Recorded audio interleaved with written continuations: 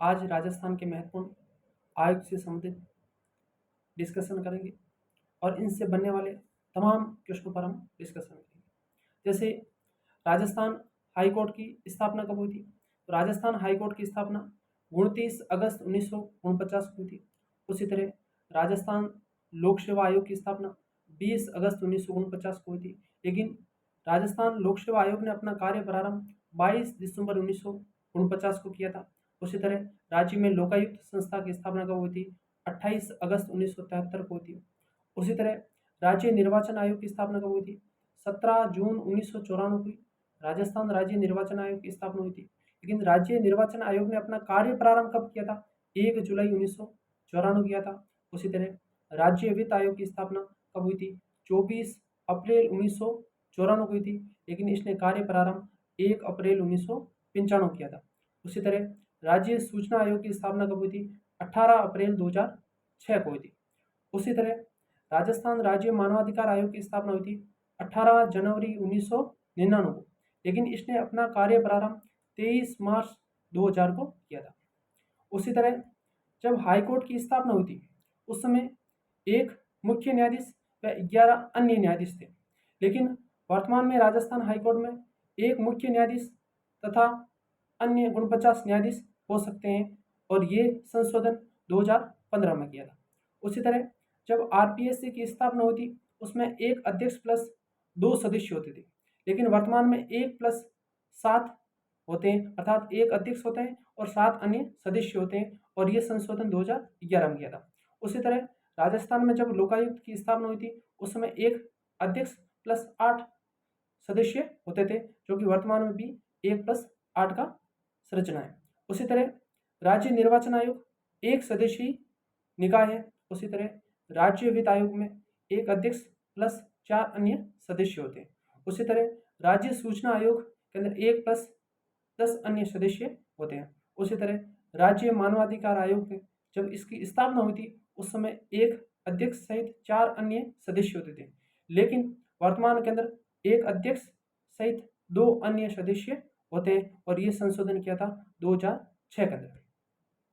उसी तरह जब राजस्थान हाईकोर्ट की जब यानी कि राजस्थान हाईकोर्ट के न्यायाधीशों की नियुक्ति कौन करता है? तो राजस्थान के हाईकोर्ट के न्यायाधीशों की नियुक्ति भारत का राष्ट्रपति करता है कोलेजियम की सिफारिश पर। उसी तरह राजस्थान लोक सेवा आयोग के अध्यक्ष व सदस्यों की नियुक्ति राज्य का राज्यपाल करता है, लेकिन किसकी सलाह पर करता है? राज्य मंत्री परिषद की सलाह पर करता है। उसी तरह राज्य में लोकायुक्त की नियुक्ति कौन करता है? राज्य का राज्यपाल करता है, लेकिन एक चयन समिति की सिफारिश पर करता है, और उस चयन समिति में राज्य के मुख्यमंत्री होते हैं, एक विपक्ष का नेता होता है, और हाईकोर्ट का मुख्य न्यायाधीश या हाईकोर्ट के वरिष्ठतम न्यायाधीश होते हैं। इनकी तीनों की सलाह पर राज्य का राज्यपाल राज्य लोकायुक्त की नियुक्ति करता है। उसी तरह राज्य निर्वाचन आयोग इनकी नियुक्ति राज्य का राज्यपाल करता है और राज्य मंत्रिपरिषद की सलाह से करता है। उसी तरह राज्य वित्त आयोग के अध्यक्ष व सदस्यों की नियुक्ति राज्य का राज्यपाल करता है, लेकिन वह राज्य मंत्रिपरिषद की सलाह से करता है। उसी तरह राज्य सूचना आयोग के अध्यक्ष व सदस्यों की नियुक्ति राज्य का राज्यपाल करता है, लेकिन एक चयन समिति की सिफारिश पर करता है, और उस चयन समिति में राज्य का मुख्यमंत्री होता है जो उस चयन समिति का अध्यक्ष होता है, एक विपक्ष का नेता होता है, और एक मुख्यमंत्री द्वारा मनोनीत कैबिनेट मंत्री होता है, और इन तीनों की सलाह पर राज्य का राज्यपाल राज्य सूचना आयोग की नियुक्ति करता है। उसी तरह राज्य मानवाधिकार आयोग के अध्यक्ष व सदस्यों की नियुक्ति राज्य का राज्यपाल करता है, लेकिन एक चयन समिति की सिफारिश पर करता है, और उस चयन समिति के अंदर राज्य का मुख्यमंत्री होता है, और एक विधानसभा में विपक्ष का नेता होता है, और एक विधानसभा का अध्यक्ष होता है, और एक राज्य का गृह मंत्री होता है। इन चारों की सिफारिश पर राज्य का राज्यपाल राज्य मानवाधिकार आयोग के अध्यक्ष व सदस्यों की नियुक्ति करता है। उसी तरह हाईकोर्ट के मुख्य न्यायाधीश व अन्य न्यायाधीश की कार्यकाल इसकी जो सेवानिवृत्ति की आयु होती है वह 62 वर्ष होती है। उसी तरह आरपीसी की अध्यक्ष व सदस्यों का जो कार्यकाल होता है 62 होता है, यानी कि इसका कार्यकाल होता है 6 वर्ष, और 62 वर्ष इनकी सेवानिवृत्ति की आयु होती है, इनमें से जो भी पहले हो। उसी तरह राज्य में लोकायुक्त का जो कार्यकाल होता है वह 5-65 होता है। उसी तरह राज्य निर्वाचन आयोग का जो कार्यकाल होता है 5-65 होता है। उसी तरह राज्य वित्त आयोग का जो कार्यकाल होता है सामान्य तौर पर 5 वर्ष होता है और राज्य सूचना आयोग का जो कार्यकाल होता है वह 3 65 होता है। उसी तरह राजस्थान राज्य मानवाधिकार आयोग के सदस्य का जो कार्यकाल होता है वह 3 70 होता है। उसी तरह हाईकोर्ट के मुख्य न्यायाधीश व अन्य न्यायाधीश अपना त्यागपत्र किसे देते हैं? राष्ट्रपति को देते हैं।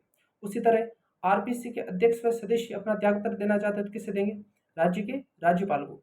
उसी तरह राज्य में लोकायुक्त और अन्य सदस्य अपना त्यागपत्र देना चाहते हैं तो किसे देंगे? राज्य के राज्यपाल को। उसी तरह राज्य निर्वाचन आयोग के सदस्य व अध्यक्ष अपना त्यागपत्र देना चाहेंगे तो किसे देंगे? राज्य के राज्यपाल को। उसी तरह राज्य वित्त आयोग के अपना त्यागपत्र देना चाहते हैं तो किसे देंगे? राज्य के राज्यपाल को। उसी तरह राज्य सूचना आयोग के अध्यक्ष व सदस्य अपना त्यागपत्र देना चाहते हैं तो किसे देंगे? राज्य के राज्यपाल को। उसी तरह राज्य मानवाधिकार आयोग के अध्यक्ष व सदस्य अपना त्यागपत्र देना चाहते हैं तो किसे देंगे? राज्य के राज्यपाल को। उसी तरह हाईकोर्ट के मुख्य न्यायाधीश व अन्य न्यायाधीश कौन हटा सकता है? राष्ट्रपति हटा सकता है संसद के विशेष बहुमत की सिफारिश पर। उसी तरह आरपीसी के अध्यक्ष व सदस्य कौन हटा सकता है? राष्ट्रपति हटा सकता है, लेकिन सुप्रीम कोर्ट के जांच के बाद। उसी तरह लोकायुक्त के अध्यक्ष व सदस्य कौन हटा सकता है? राज्य का राज्यपाल हटा सकता है, लेकिन किसकी सलाह पर? सुप्रीम कोर्ट की जांच के बाद में। उसी तरह राज्य निर्वाचन आयोग को कौन हटा सकता है? राष्ट्रपति हटा सकता है, लेकिन वह संसद की सिफारिश पर हटाएगा।